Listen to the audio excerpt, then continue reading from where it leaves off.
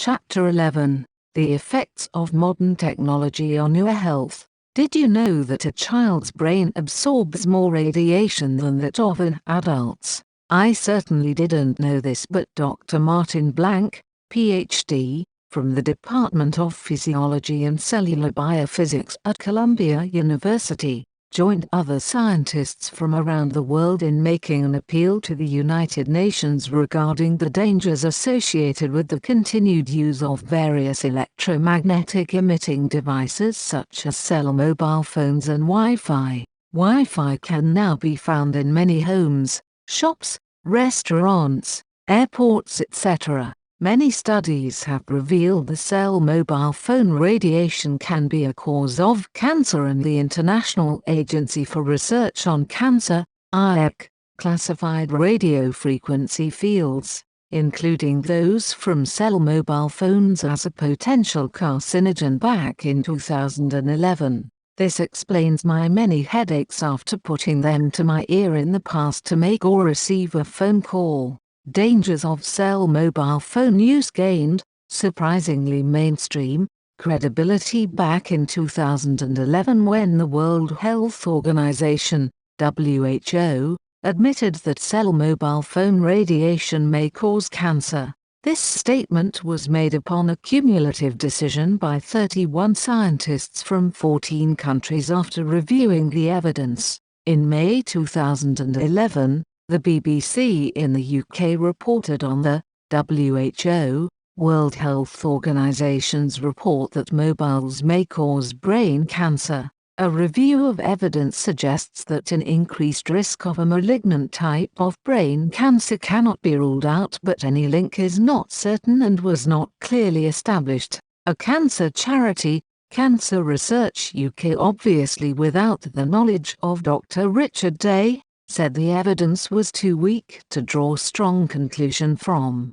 The experts meeting in France looked at studies of people using cell mobile phones and exposure to electromagnetic fields in their workplaces, the microwave oven. The experts concluded that cell mobiles should be rated as possibly carcinogenic because of a possible link with a type of brain cancer named glioma.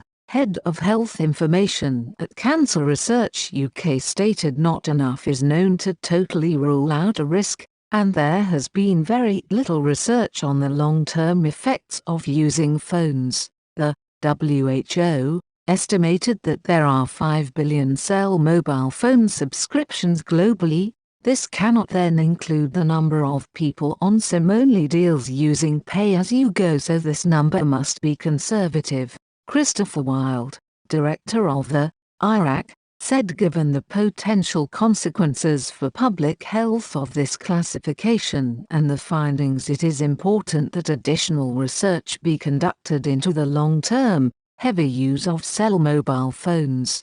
Pending the availability of such information, it is important to take pragmatic measures to reduce exposure, such as hands-free devices or texting. What a challenge this is to the global addiction of the young and many adults to change their patterns of mobile phone use, where many cannot survive without the constant need to check their phones for missed calls, texts or updates on social media. In 2015, scientists concluded again that wireless radiation causes cancer. In America, national advocacy groups called on major children's health organizations to promote safe technology in schools with a Turn It Off for Kids initiative. The National Association for Children and Safe Technology, NACST, took action after 2 published studies concluded that there is sufficient evidence demonstrating exposure to wireless radiation known as RF and EMF causes cancer. Wireless routers, tablets, laptops, baby monitors and cell mobile phones emit this radiation. Professor of Oncology Leonard Hardell, MD, PhD, and Michael Carlsberg of Örebro University Hospital, Sweden, found a 3-fold risk with 25 or more years of cell mobile and cordless phone use in a study dated 2014. Significant was a finding that people who first used cell mobile phones under the age of 20 had the highest risk. The authors state that RF-EMF should be regarded as a human carcinogen. This followed the July 2014 Occupational and Environmental Medicine Journal publication of the Serenat case-controlled study where French researchers found almost a threefold increase in brain cancer with 896 or more hours of lifetime cell mobile phone use. Given the established and emerging science, it only follows that students be provided a safe learning environment, free from wireless radiation, stated a NACST spokesperson. The Turn It Off for Kids initiative by NACST is reaching out to health organizations asking them to prioritize the issue of children's health in the following ways. 1. Call for all new school technology to be hardwired to. Call to replace existing wireless technology systems with hardwired systems. 3. Call for the implementation of primary prevention efforts such as educating the public about simple steps to reduce exposure, especially in regard to children and pregnant women. 4. Educate their organization's members and audience on this issue by emails, web pages, etc. We obviously cannot use our cell mobile phones without an army of towers dotted around us, usually somewhere up high, but I wonder what the effect of these towers alone can cause us and our health. In Toronto, Canada, there are 7,500 towers. Talking of cells, what effect does this technology have on our body cells? According to a bio-initiative meta-study, every transmission disrupts your body cells directly. Human beings are bioelectrical systems. Our hearts and brains are regulated by internal bioelectric signals. Environmental exposures to artificial EMFs can interact with fundamental biological processes in the human body. Barry Trower is a former microwave warfare expert, and he points out that an invisible ocean of electromagnetic waves from radio, radar and TV transmissions, cell towers, smart grids and overhead power cables traveling at the speed of light can all be reflected and refracted by metal appliances, rain, snow, glass and conductive materials deliberately sprayed into the air. As our bodies are mostly composed of water, this makes up a large antenna. Moving electrons generate an electric current, and those electromagnetic waves bombarding us daily pass into our physical vessels and generate an electric current.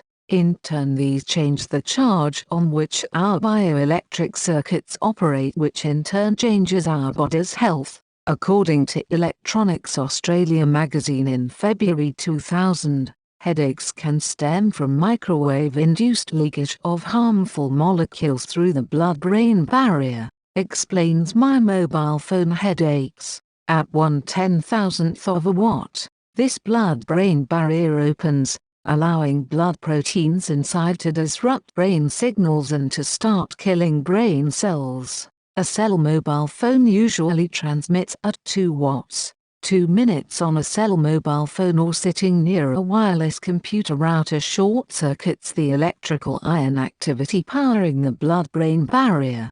Dr. Leif Salford found an astonishing number of dead neuron cells, actually suffering holes in their brains from the damage caused by a single cell mobile phone call. In turn, this can lead to a lack of concentration, memory loss, aggressive behavior, accelerated aging, impaired learning ability and dementia. Fibrils of proteins clumping in electromagnetically altered brains are an identifying characteristic of Alzheimer's, early onset Alzheimer's, Parkinson's, fibromyalgia, and multiple sclerosis and cancer patients. Veteran ENF researcher Dr. Neil Cherry from New Zealand writes, there is strong evidence that microwaves are associated with accelerated aging, enhanced cell death and cancer, and moods, depression, suicide, anger, rage and violence.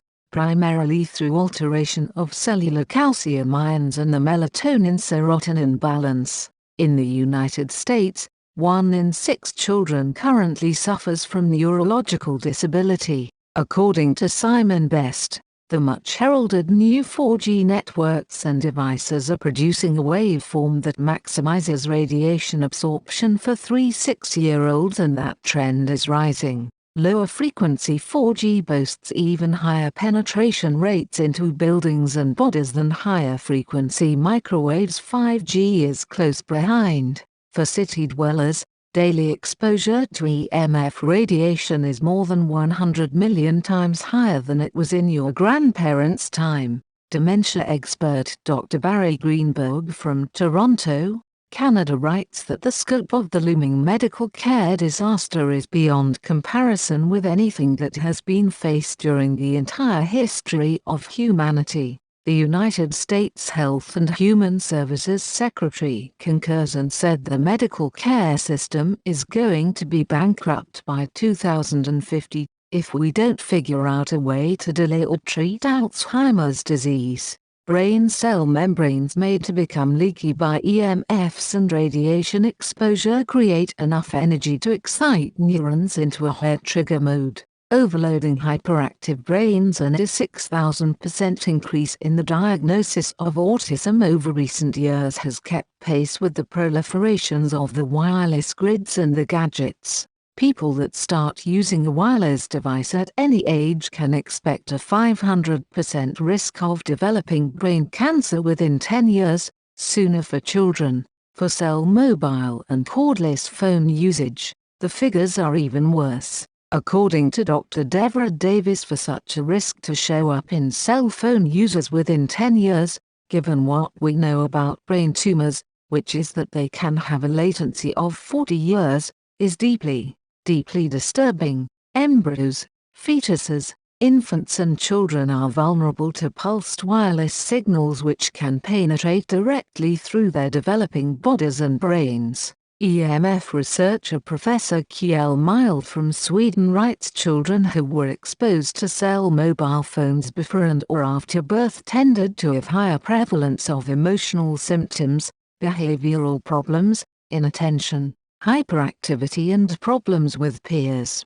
Since October 2002, the Freiburger appeal has been signed by more than 6,000 doctors and health professionals asking the German government to revise wireless safety standards and prohibit portable phones. The European Council, alarmed by the appeal and the Bioinitiative report, ruled that mobile phones and computers with wireless internet connections pose a risk to human health. According to The Telegraph, in May of 2011, the Council of Europe began removing all Wi-Fi devices from schools. EMF experts are publicly expressing alarm, and they warned that continually blanketing our planet with overlapping pulsed wireless transmission emissions never before encountered will result in mass brain wiping, a worldwide inability to reproduce, and the extinction of the human race. But of course that is the long-term plan of the elite few for so many of us.